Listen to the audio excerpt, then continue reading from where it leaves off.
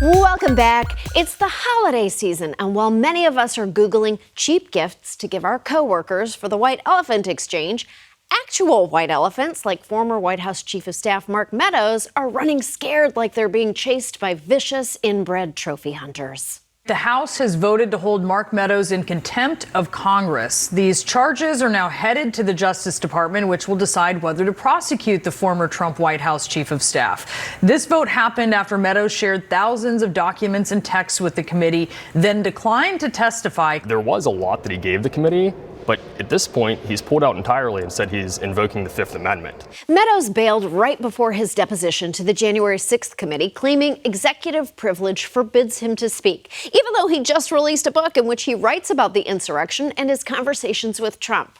This is a perfect example of white privilege. Can you imagine if OJ wrote his book before he got off? I can imagine it, and I do a lot.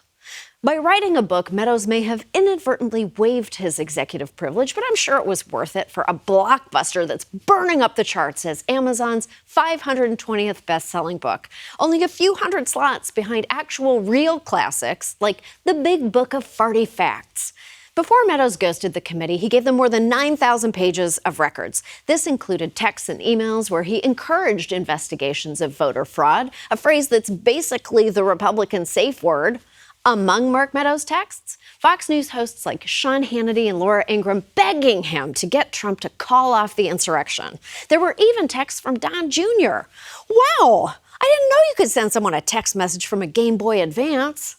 Mark Meadows also turned over something especially scary, and like so many of life's problems, it came via Microsoft. There's also new reporting on the PowerPoint presentation that Meadows handed over to the committee. It contained a strategy for how to overturn the 2020 election. This 36-slide PowerPoint had this recommendation that Trump should declare a national security emergency in order to use that as a justification to return himself to the Oval Office. Meadows' PowerPoint presentation, which made it into the White House, was filled with extreme plans to overturn the election and included a conspiracy theory that China and Venezuela had obtained control over the voting infrastructure in a majority of states.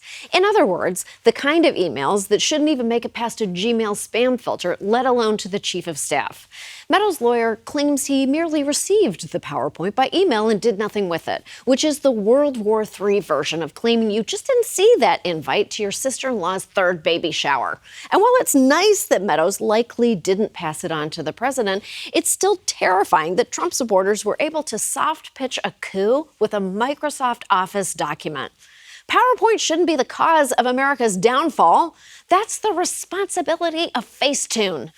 The Meadows files reveal the depths of his involvement in the insurrection, including a January 5th email saying the National Guard would protect pro-Trump people, and texts in which he and a member of Congress were already discussing a coup just days after the election. A November 6, 2020 text exchange with a member of Congress, apparently about appointing alternate electors in certain states as part of a plan that the member acknowledged would be, quote, highly controversial, to which Meadows apparently said, quote, I love it.